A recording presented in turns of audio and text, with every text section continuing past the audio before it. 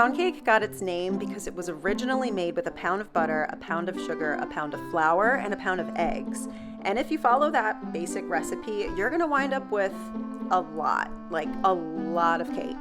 But that simple 1:1:1 ratio is what gives pound cake its signature rich and dense texture. And it's easily one of my favorite cakes because it doesn't need frosting or a glaze, not even a dusting of powdered sugar.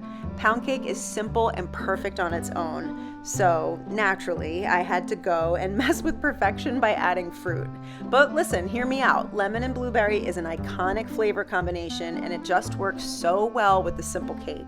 I had to play around with the proportions a bit to accommodate the extra liquid, so the recipe isn't quite as straightforward as the original, but it's still easy enough for any baker, even if you're a novice.